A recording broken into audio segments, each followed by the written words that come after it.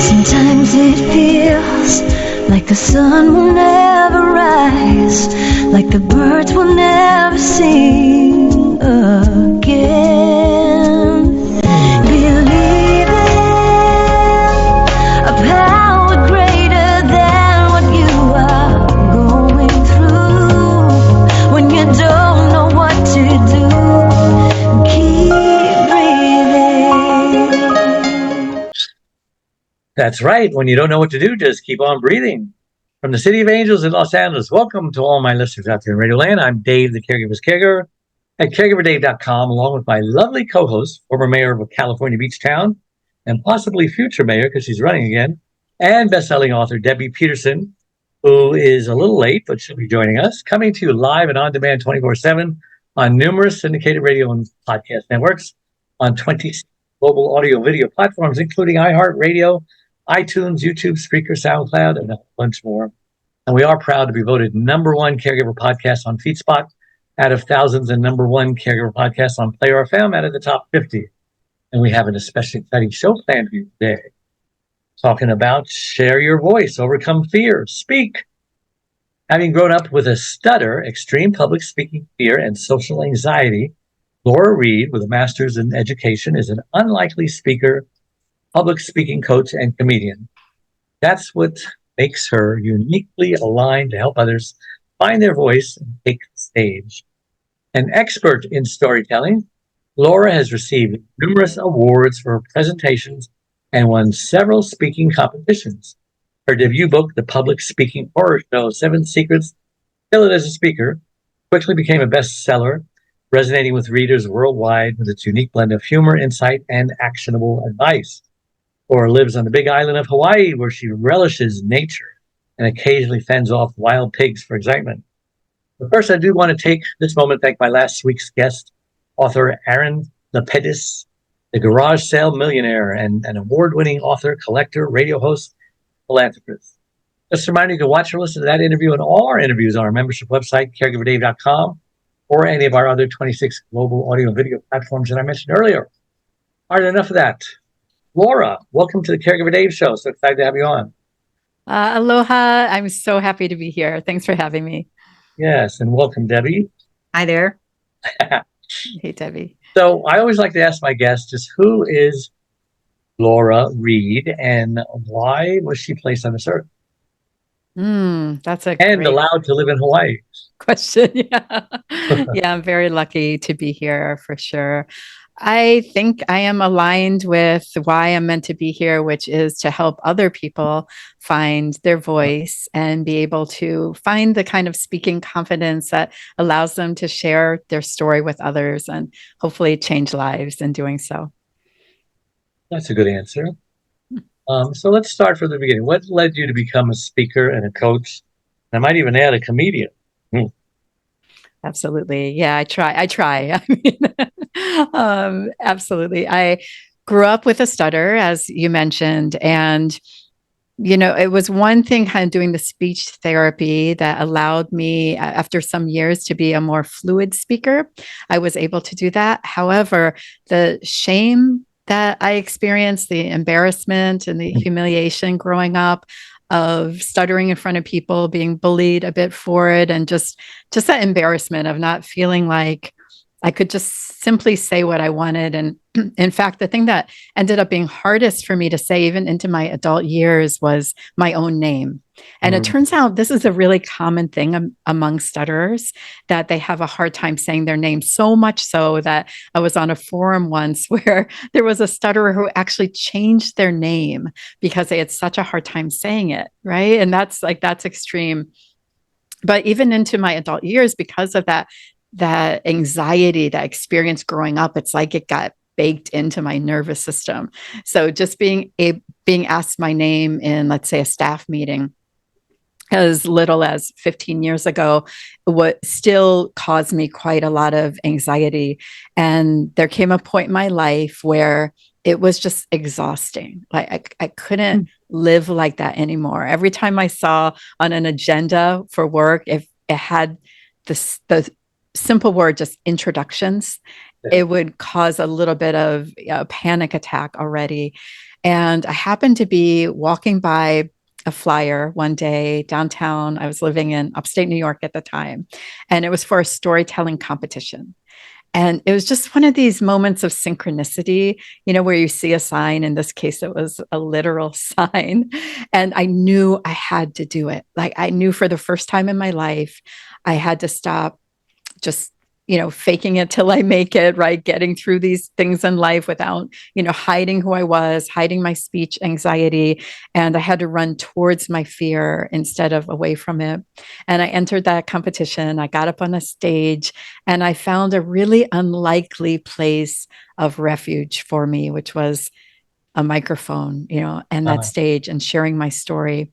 And it was the most exhilarating moment of my life. Like, instead of, I thought it was going to be so fearful. I thought I literally might die from it. But instead, all I could feel was gratitude, exhilaration, love. And I won that competition. Thank you. But it was more about the audience after, and, the people that came up to me and were sharing how I inspired them, to be vulnerable and then get up on stage and share their stories. And I realized, because I had gone through so many years of researching how to overcome speaking fear, because of my own fears, I'd gotten, I never really applied it so much to myself in that actual situation of speaking, but it really worked. And I felt an obligation then to help others with that, so they could experience that same feeling of love instead of self-loathing. I finally began to develop a better relationship with myself. And that's why I do what I do. You remind me that I too had a stuttering problem when I was younger. I don't remember how long it lasted or how it went away, but I'm glad it did. But yeah, I remember the frustration of that. Debbie, did you ever have a stuttering problem? I did not, but my mother did, and it was pretty pronounced. And it's true. Her name was Marion, and she had trouble with Marion. Yeah, and M's a tough absolutely. one. That's a tough one. Yeah. Yeah, absolutely. And it, while you're in that stutter, there's actually a lot of mystery around stuttering. They really don't know everything about it. It doesn't have anything to do with, any kind of intelligence factor, and not even so much nerves that come up. It's like these blocks just can happen. And then people stutter in different ways, but what's interesting to me too is sometimes stutterers have this like safe zone, like whether they're speaking simultaneously with someone, or they're singing or acting or speaking to animals. Like, they can be completely fluid doing that. Yeah.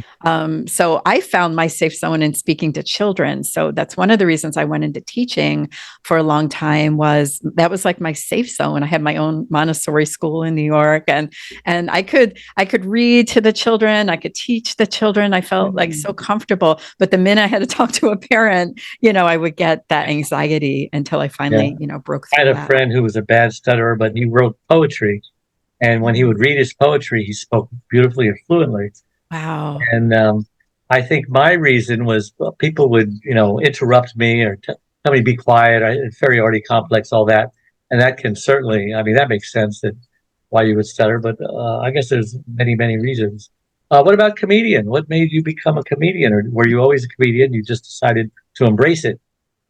Well, I'd like to think that I'm funny in real life. My son will probably tell you otherwise, but mostly it was just to keep that fear alive. I want to set an example for those that I work with, that, there's so many ways to get out there and share stories and speak. And it was something I hadn't tried before. And it's really just been the past maybe 3 or 4 years I've been giving that a go. And it was, again, one of these things like, I just have to do this, right? I kept seeing on social media some people that I knew in my circles getting up there and doing some comedy here locally on the island. And I reached out to one comedian who I really admired. And when I said the words, I was like, oh, shoot, there's no going back now. But I was like, I want to get on stage and I want to try doing stand-up.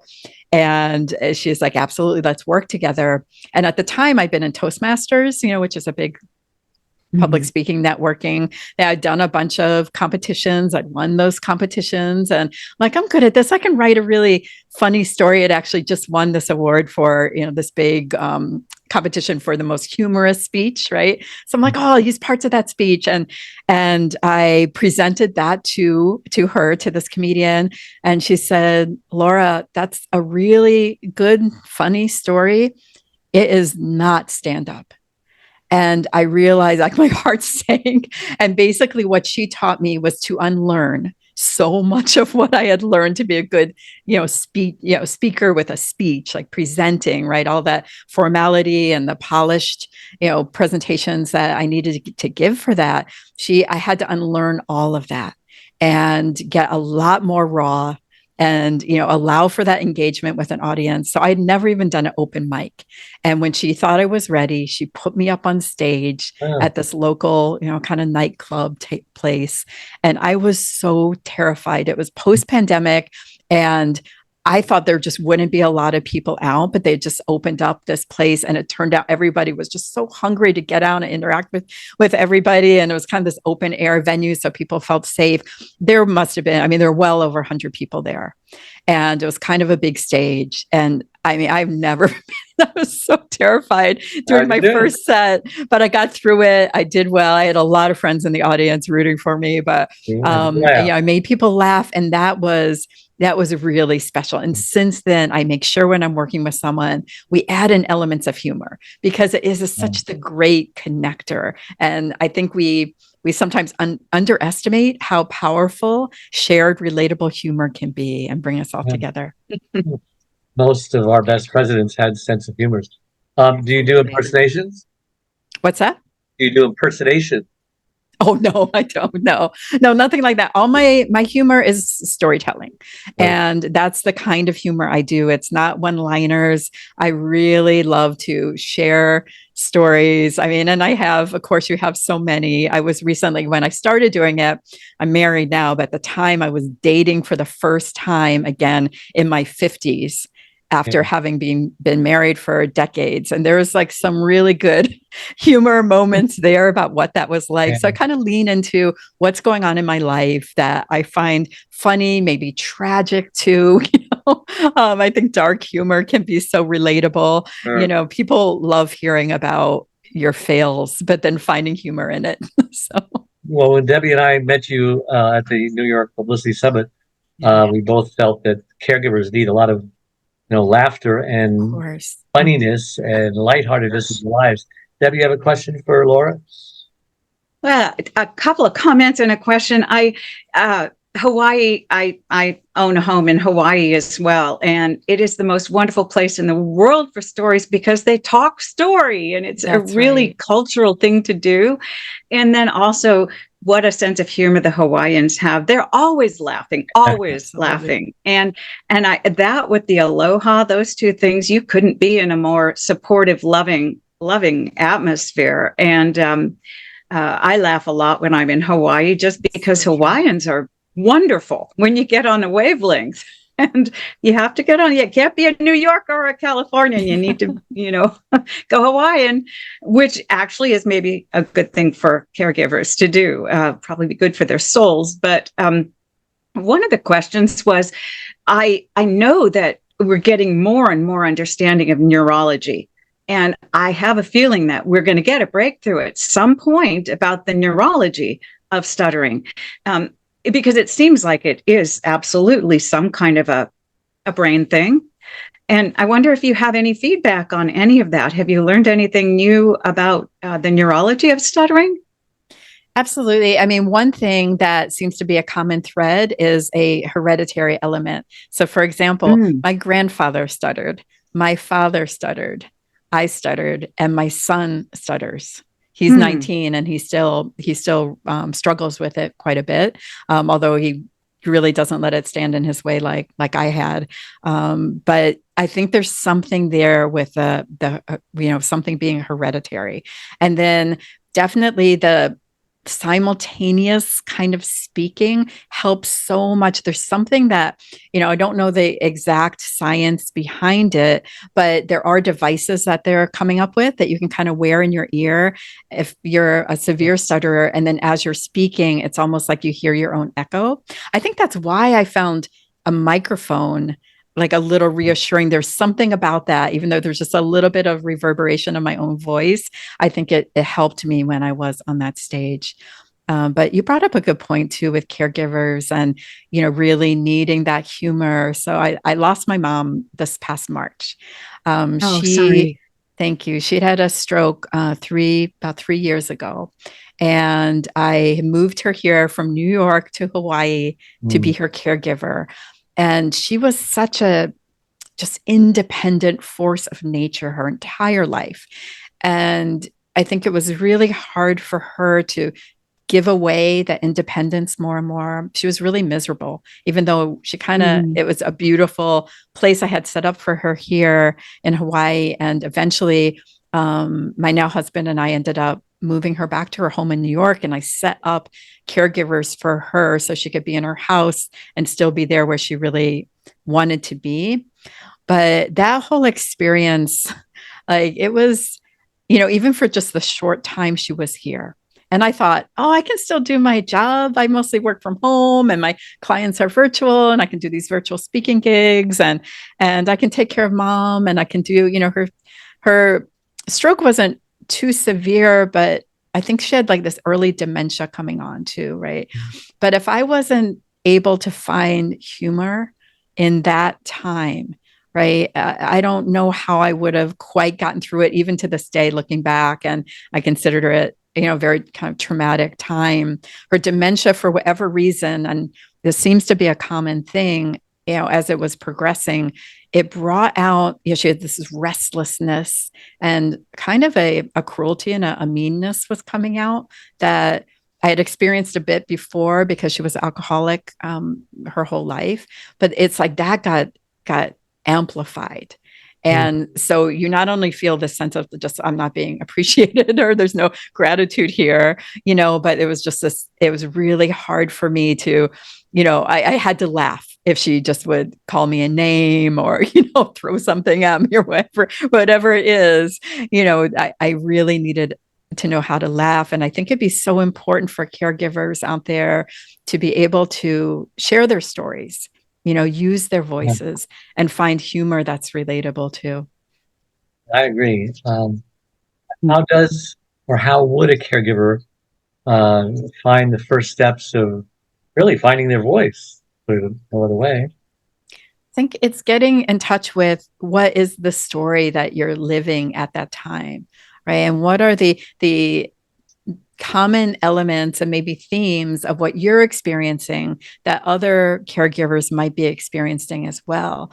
So I think when you take the focus too off yourself and your own troubles and this why is this happening to me, and realize there are other people out there that are probably going through a very similar thing. And then you're thinking about them. And so then you can come up with, what is the message that I can share that bring my story that I'm living can actually be a survival guide maybe for someone else. So getting in touch, with your own truths and your own ideas that you might have of how to solve some of these problems, the humor of it, being able to put that together is all part of finding your voice. And then finding places to get out there and start using it, whether it's a free webinar that you're offering. I mean, we're all public speakers, whether we want to be or not, but there are all these venues. And one thing that came out of the pandemic that is very positive, sorry, something happened with my microphone, that's super positive is, these platforms out there and how accepted it is to get out there, whether it's on TikTok or, Instagram, whatever it is, and being able to share your stories and help other people. Debbie, you got anything? I'm thinking it was, Zoom and the pandemic gave us karaoke on steroids. It started with karaoke and then we all became speakers and actors and TikTokers and I love it that you talk about caregivers having a voice, because those cared for really need a voice too. But I think for caregivers, if they can have a voice, in fact, for any of us, if we have a voice, we're heard, it is really therapeutic. And one of the things I heard this morning, and I don't know if it's something you've experienced, but one of my friends and I were talking about when you're going through a really, really difficult time, instead of fighting it, you have to own it. You just embrace it, you own it, you quit resisting.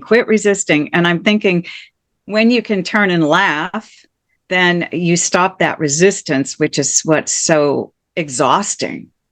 Yeah, I love that so much. And it's so true. That reminds me of one of my favorite quotes, Brene Brown, is you either stand inside your story and own it, or you step outside your story and you struggle for your worthiness. And so I think for anyone that's been in that struggle for their own worthiness, right, when they're not really owning their own story and what they're experiencing, it's so liberating to be able to just stand in it, accept it for what it is, see some humor in the darkness, and then share that, like give, I think really the irony in a way of finding our voices is that they're not really meant for us to keep. It's really meant to give away. Right. And that is really, really the gift. I'm taking notes. Great. Everyone says that the number one fear in America and perhaps the world is what? Public speaking, right? Greater than being chased by a wild bear, greater than sharks, greater than drowning, whatever it is. How can people, caregivers especially, who want to share their voice, and they could do it through a book like I did. They could try to book themselves on TV like I did on 59 shows. They can go on stages like I did. But a lot of that just seems so overwhelming to a lot of people. They can journal. But baby steps, right? How can they overcome their fear? Yeah, the baby steps are so important. And you're right. Public speaking remains one of our greatest human fears. Death is number 2. Death. So that says a lot. I don't know how clowns is not the number one fear personally, but yeah, it does remain. There is a lot of fear around it. And I've asked myself quite a bit, why? Like, why is it that this is such a big fear? And I think when it comes down to it, it's our fear of being judged by others is so strong. And when we're children, often we don't really have that fear. I think it's learned over time. Children are often very free to just be themselves, say whatever they want. They feel a lot of joy in that. And then, all it takes is, someone saying one mean comment growing up, and then it grows. And we start to have these layers of self-doubt that build up and that prevent us from using our voice and getting out there.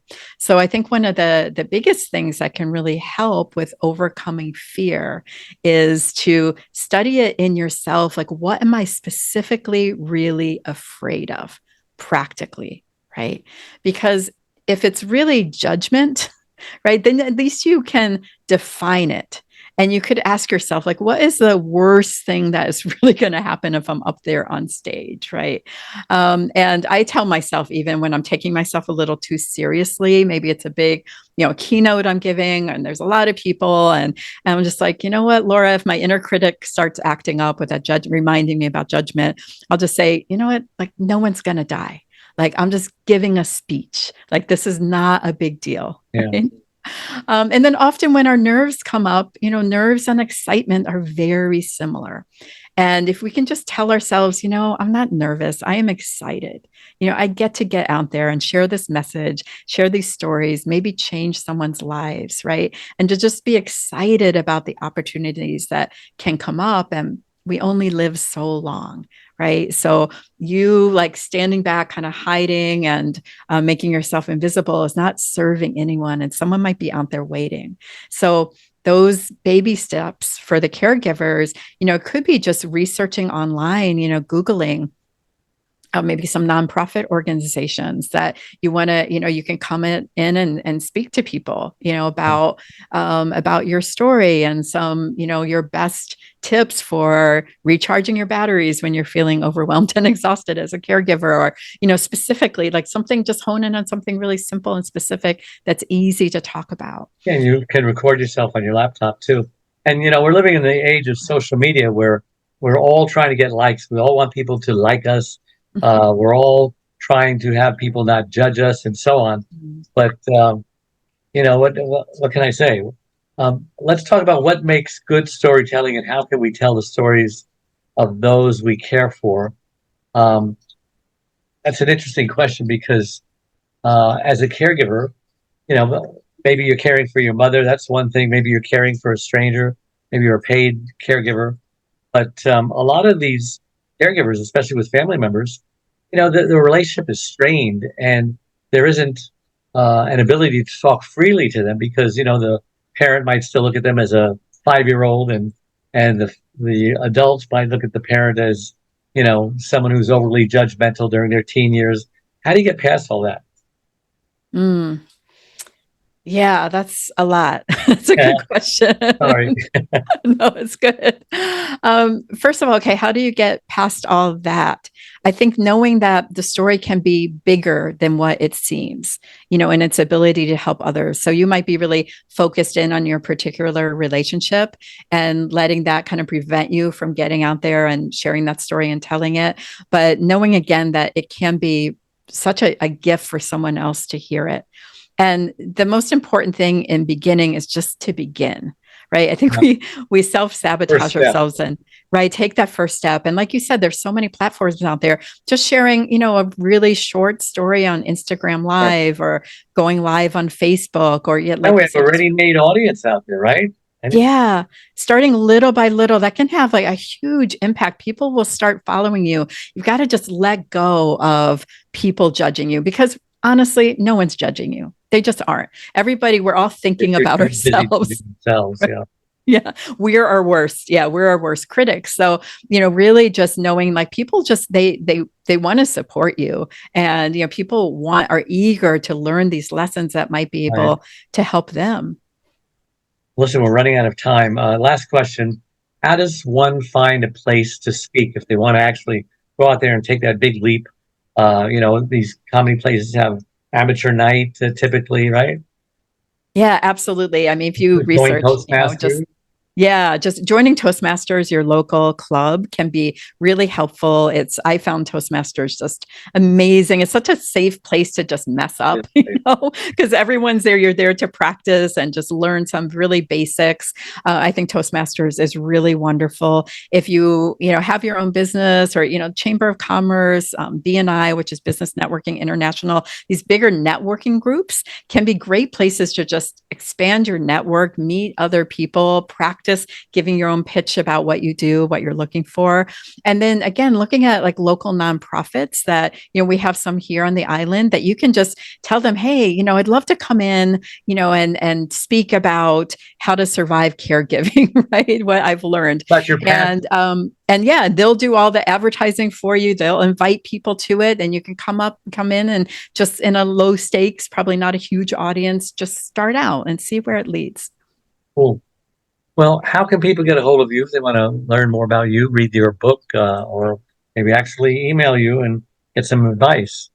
Oh, yeah, I would love that. So they can find me, and my website is thespeechslayer.com. And from there, you can actually book a 20-minute just free talk story call with me. And I can either help you out with some tips, or, bounce some ideas off of, or you can learn how you might, want to work with me more. My book, The Public Speaking Horror Shows here, 7 Secrets to Kill It as a speaker. I have a lot of good like storytelling templates in here. There's a lot of humor, dark humor really, but humor tips in here too. And this is available on Amazon and also on barnesandnoble.com. So there's that. And yeah, so I'm pretty easy to find. You can email me directly at laura@thespeechslayer.com as well. Hey, Debbie, how can our listeners find out what you do? Best place right now is mayordebbie.com. You are actually, and that's an interesting one. It's just evolved. Oh, congratulations.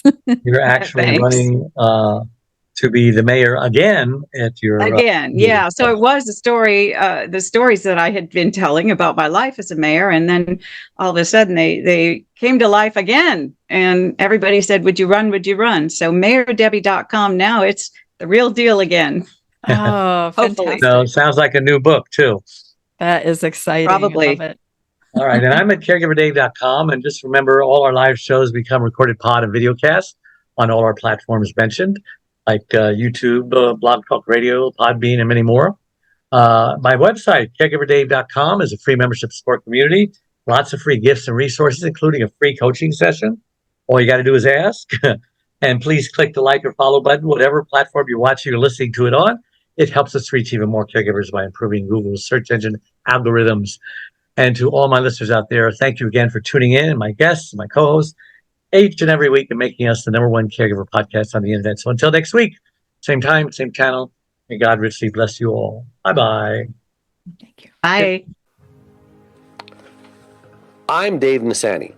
My 4th book, Secrets from the Hammock, Uncommon Wisdom for Uncommon Times, is a #1 bestseller on Amazon. As a young boy, I was told that I possessed an unusual amount of wisdom for my age. As a teenager, I found myself counseling friends and family whenever they needed answers to their problems. Then at 21, I read the Bible for the very first time and learned how King Solomon asked God for wisdom instead of riches, yet he received both. I was so impressed that I too asked God for wisdom. Soon after, I discovered when lying on my hammock, I would receive wisdom from God. This book is a result of my passion to share with the world wisdom's tremendous benefits. Join me as I reveal practical aspects of wisdom for the mind, body, and spirit. 31 lessons I learned from God that can change your life. Available in Kindle, Audible, paperback, and hardcover, wherever books are sold.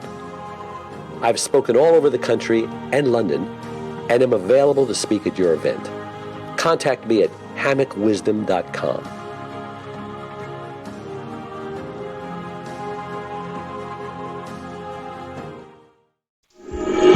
Sometimes it feels like the sun will never rise, like the birds will never sing.